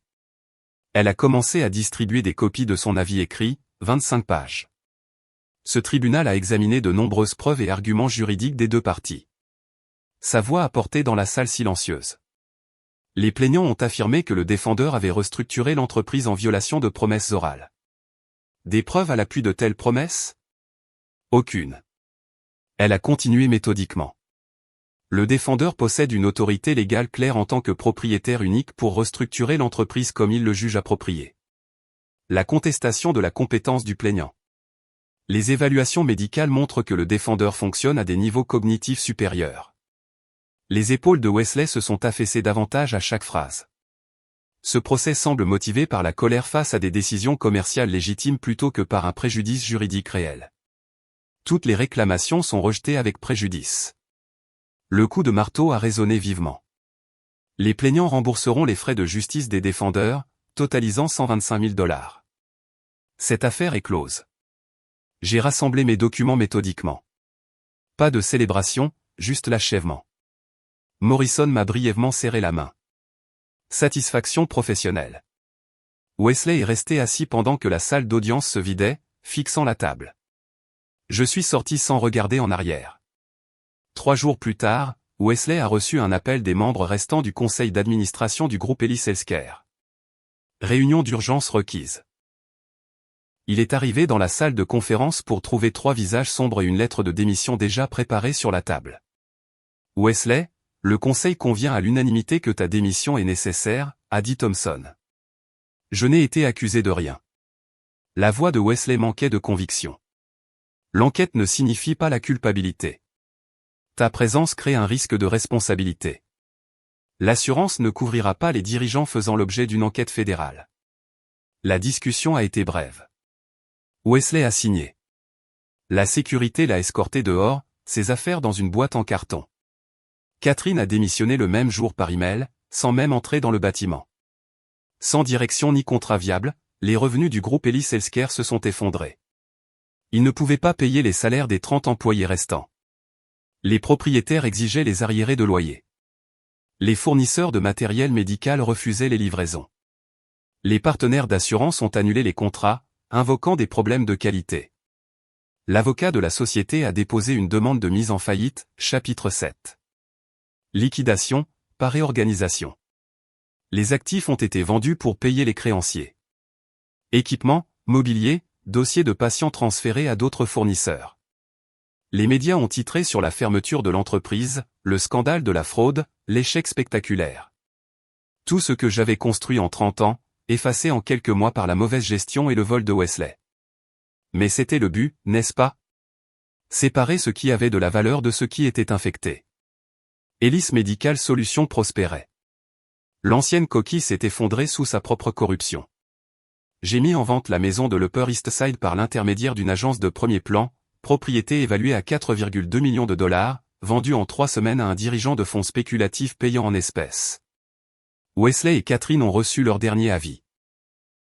Ils y vivaient sans payer de loyer, techniquement des squatteurs.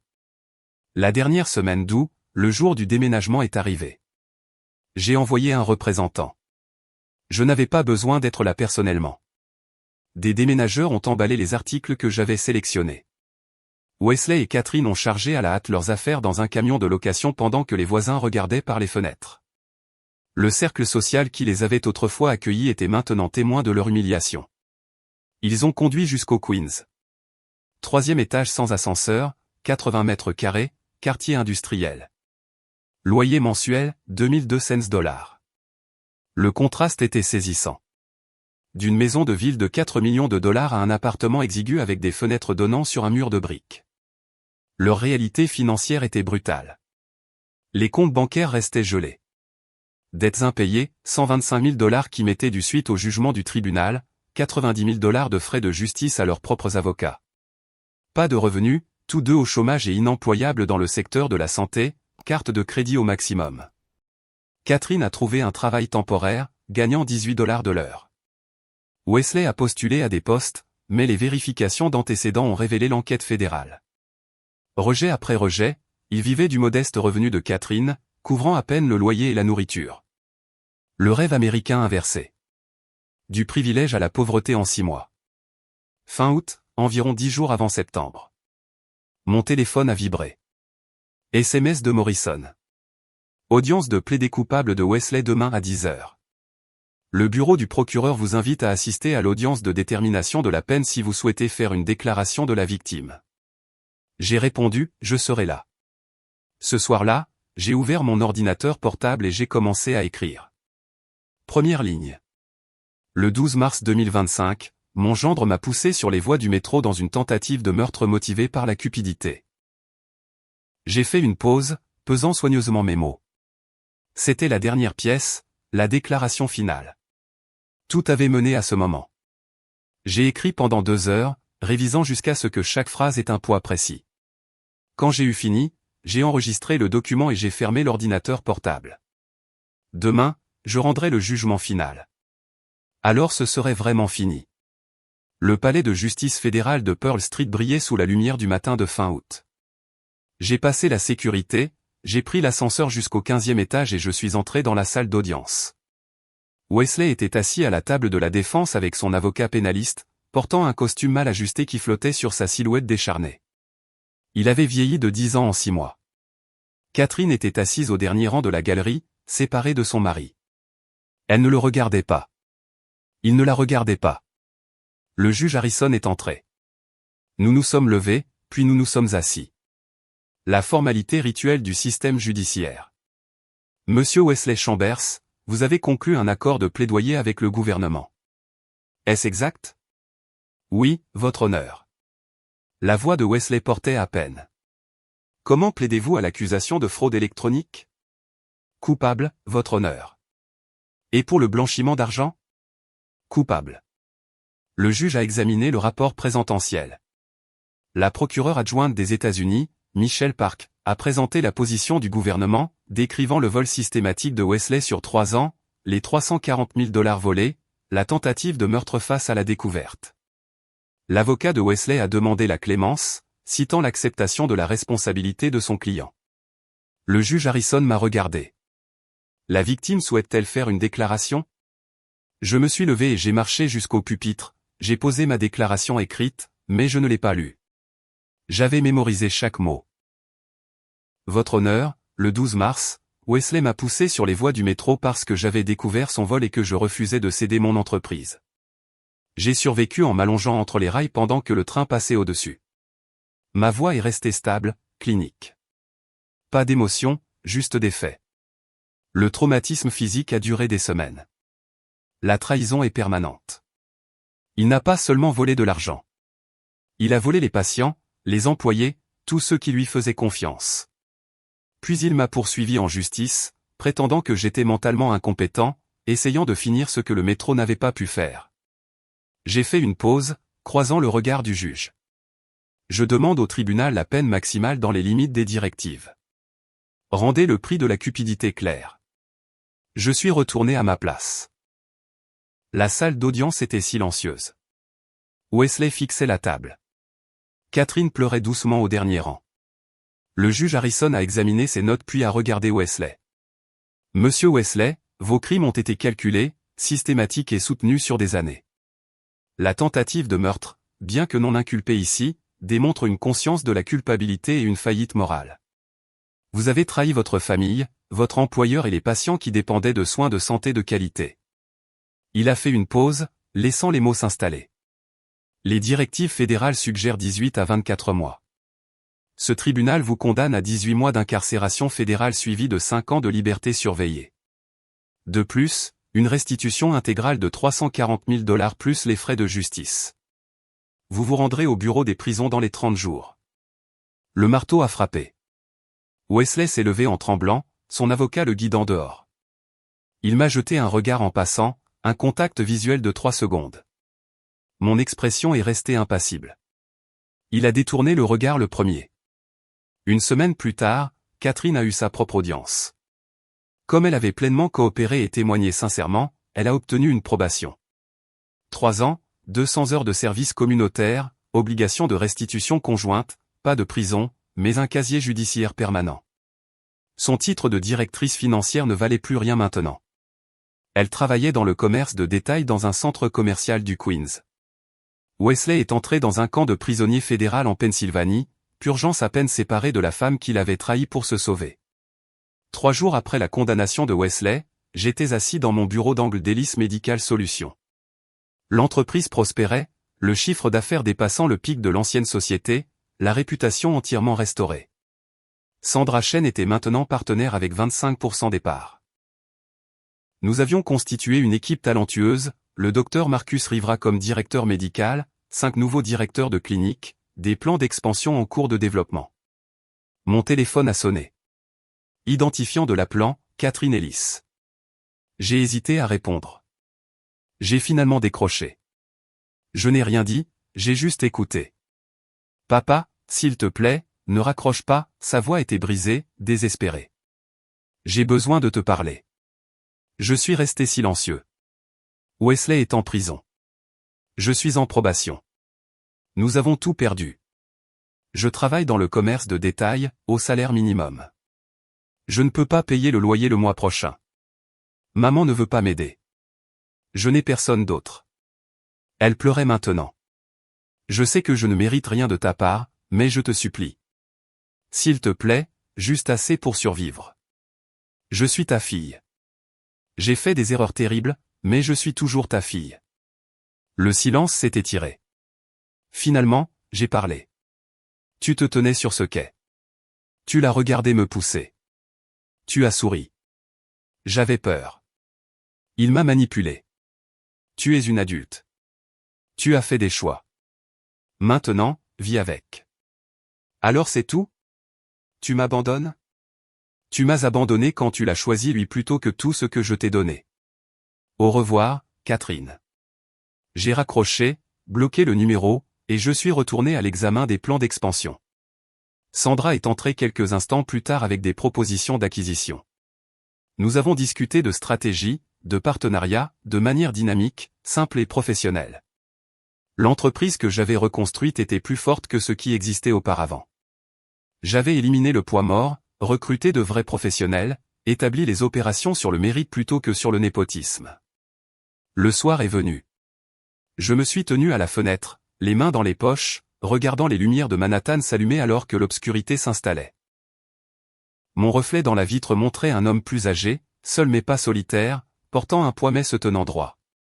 Derrière moi, Sandra organisait des dossiers, présence loyale, confiance méritée. Je me suis détourné de la fenêtre pour retourner à mon bureau, j'ai ouvert l'ordinateur portable, j'ai vérifié mon agenda, réunion, session de stratégie, inspection de clinique, plan futur. Fin août 2025, approchant septembre, la date limite respectée, l'histoire terminée. Je n'ai ressenti aucun triomphe, aucune satisfaction au sens traditionnel du terme, juste la certitude tranquille que la justice avait été rendue. J'avais protégé ce que j'avais construit en 30 ans et démontré que la trahison a un prix. Wesley purgerait 15 mois avec bonne conduite, sortirait avec un casier judiciaire et des décennies de paiement de restitution à venir.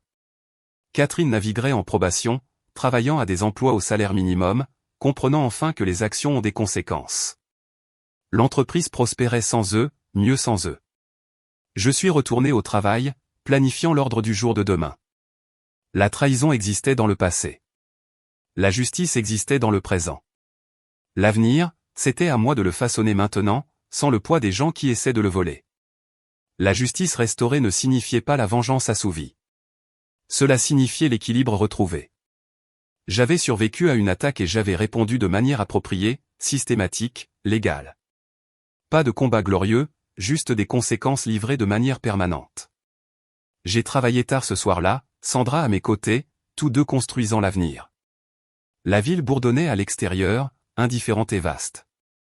À l'intérieur de ce bureau, l'ordre régnait, la confiance était méritée plutôt que supposée, la loyauté prouvée plutôt qu'attendue. C'était suffisant. J'ai fermé mon ordinateur portable à l'approche de minuit. Je me suis levé, je me suis étiré, j'ai regardé une dernière fois la ville s'étendant en bas. Quelque part là-dehors, ma fille luttait avec la pauvreté et le regret. Mon ancien gendre occupait une cellule de prison. Mon ancienne entreprise n'existait que dans les dossiers de faillite. Je n'ai ressenti aucune joie dans leur souffrance, mais je n'ai ressenti aucune culpabilité non plus. Ils avaient voulu ma vie et mon entreprise. Maintenant, ils n'avaient rien, et j'avais reconstruit plus fort qu'avant. J'ai éteint les lumières et j'ai quitté le bureau, verrouillant la porte derrière moi. Demain apporterait de nouveaux défis, de nouvelles opportunités, un nouveau travail. Le passé était terminé. La justice était rendue. La vie continuait. Si vous aimez l'histoire, veuillez aimer cette vidéo, vous abonner à la chaîne et partager vos impressions sur cette histoire dans les commentaires. Pour écouter l'histoire suivante, cliquez sur la case à gauche. Merci d'avoir regardé.